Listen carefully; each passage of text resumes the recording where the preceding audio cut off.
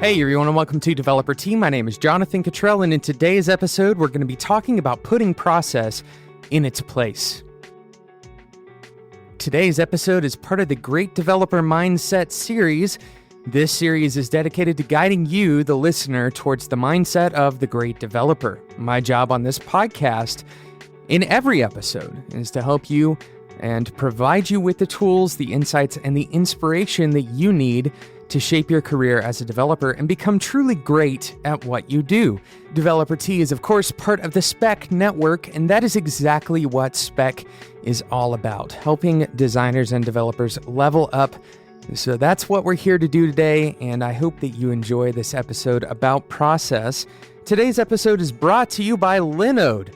With Linode, you can instantly deploy and manage an SSD server in the Linode cloud. You can get a server running in just seconds with your choice of distribution, resources, and node location. Of course, we will talk more about what Linode has to offer to you later on in today's episode.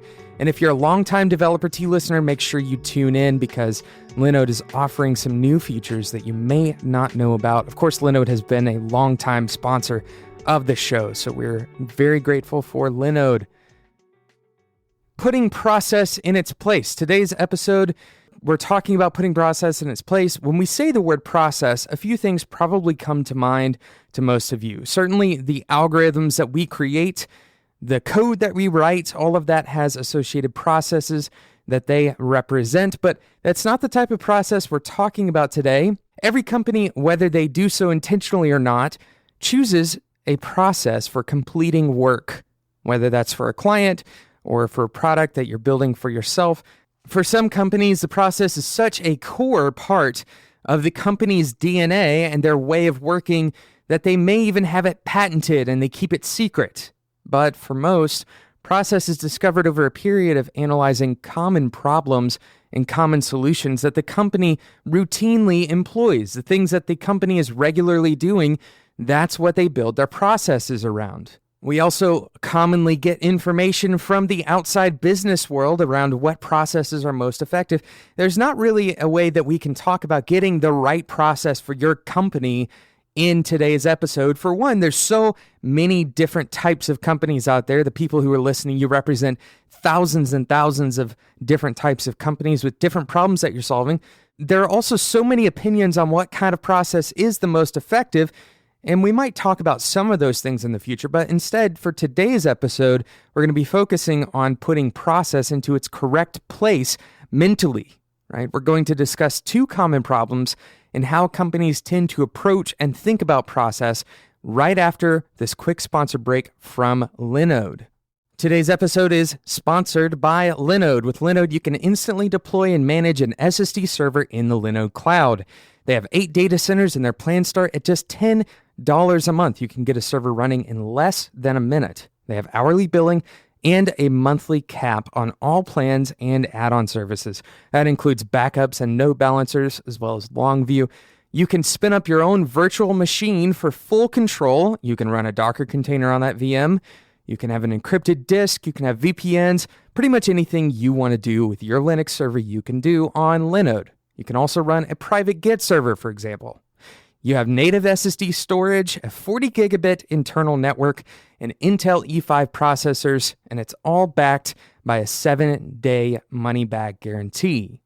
I mentioned in the intro that if you're a longtime Developer T listener that you needed to listen up whenever we talk about Linode, and that's because as of last month, Linode now offers 2 gigabytes of RAM for only $10 a month. That is more RAM than they were offering before, by the way. Go and check it out, linode.com/developer-T. And if you use the code developer-T20, Linode will provide you with $20 worth of credit at checkout. That's equivalent to 2 months of free service on Linode's plans. So go and check it out, linode.com/developer-T. And don't forget the code DeveloperT20 for $20 worth of credit at checkout. Thanks again to Linode for sponsoring today's episode of Developer T. So in today's episode, we're talking about putting process in its correct place. And I said that there are two common problems with the way the average software development company approaches process. And we're going to talk about those two problems today. They're both centered around the same idea. The first problem is employing process as a response to an issue you are facing. In other words, employing process only in a reactionary way. And you may be able to guess why that's going to be a problem. The second problem is having an overfocus on the process such that the work you produce becomes a byproduct of the process you follow. Let's think about that one more time. I'm going to repeat that. The second problem is having an overfocus on the process such that the work you produce becomes a byproduct of the process you follow. Most of your energy then is consumed by trying to follow the process. And there are probably times when you fall into both of these categories. They are not exclusive from each other. And here's the reason these two mindsets are so problematic. The way we put process in its place is by treating it as a tool rather than a set of rules. We treat process as a tool instead of a set of rules. We should be using process as a tool, not as our one true solution to every problem we face. And when we don't rely on the tool of process enough, as in the first example, when we fly by the seat of our pants, so to speak, and we only employ process in a reactionary way, we only employ it when we think it's going to fix our issue that we're facing, we are not using the tool correctly. However, on the opposite end of the spectrum, if we believe that the solution to all of our problems is a perfect process, we can tend to miss out on huge, huge opportunities. When our work becomes a byproduct of the process that we follow, then what we are actually putting our energy into is the process, not the work. And what ends up happening is our work suffers. The quality of our work tends to go down as the quality of our process tends to go up.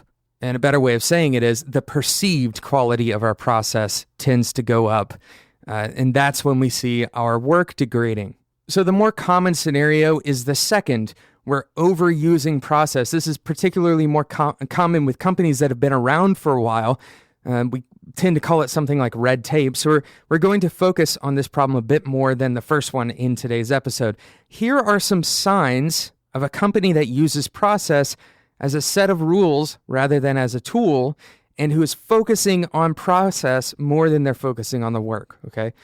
Sign number one, your team complains about your clients not understanding the process or not getting it.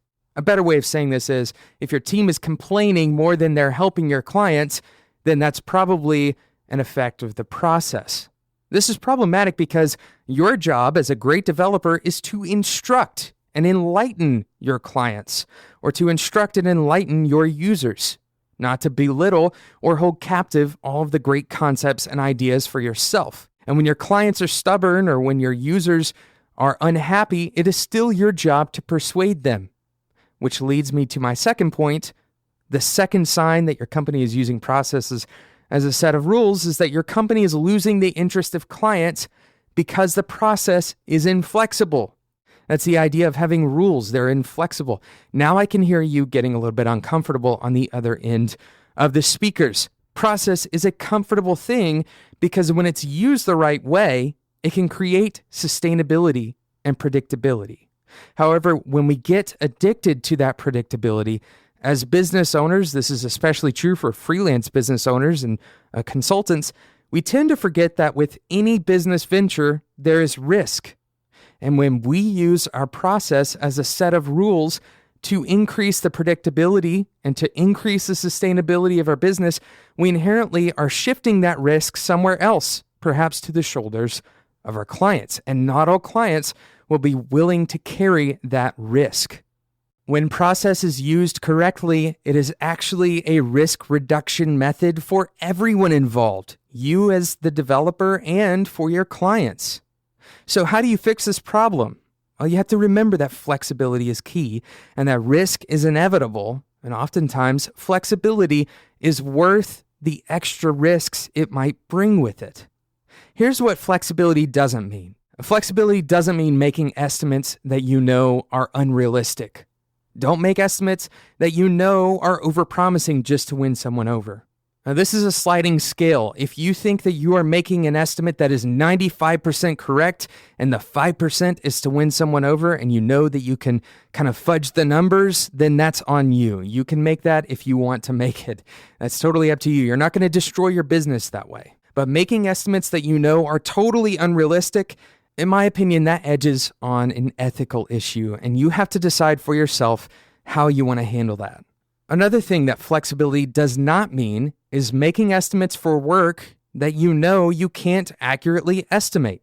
In other words, if you can't make an estimate, even if you aren't knowingly making an unrealistic estimate, perhaps you're making an estimate for work that you know you can't estimate yet.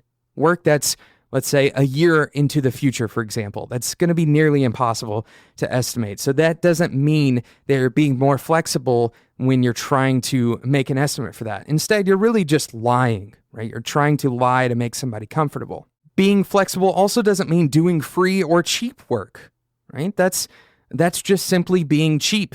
That's your client being cheap. That's you carrying 100% of the risk, which is also not what flexibility means. You shouldn't be carrying 100% of the risk for your client's venture. Flexibility also doesn't mean overworking on a regular basis because you made a promise that you couldn't keep. On a recent episode, we talked about working on Saturdays and when that might be appropriate. And in my opinion, flexibility means that sometimes working on a Saturday may go a very long way with your relationship with your boss or with your client. So keep that in mind. When you think about flexibility, when you introduce flexibility into your process, right? Instead of saying that your process is 9 to 5, Monday through Friday, think about what happens when you are flexible from 5 to 7, one night a week. Am I saying that you have to be flexible and work the extra hours to get ahead? Not necessarily. But what I can tell you is that if you stick to your process as a set of rules, then the doors to certain opportunities will be closed to you. So here's what flexibility does mean. Making promises that might make you slightly uncomfortable or that you know will stretch you and will take hard work to keep. Don't just make promises that you know absolutely without a doubt you can keep. Make promises that are going to take hard work. That's how you get ahead. That's how you become a great developer. Flexibility may also mean changing your routine or your normal way of doing things if the situation calls for it. If you are normally working with one particular programming language and you really like that language, but a project calls for a different language and you know that you can wrap your head around it, well, that may be a very good opportunity for you to open the door to that project.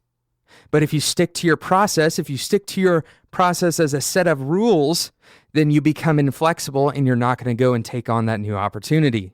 Being flexible also means being open to new methodologies in management. Whether you are agile or waterfall or something in between or nothing at all, being flexible means being open to new ideas and new ways of doing things or revisiting old ways of doing things. So a quick recap of today's episode.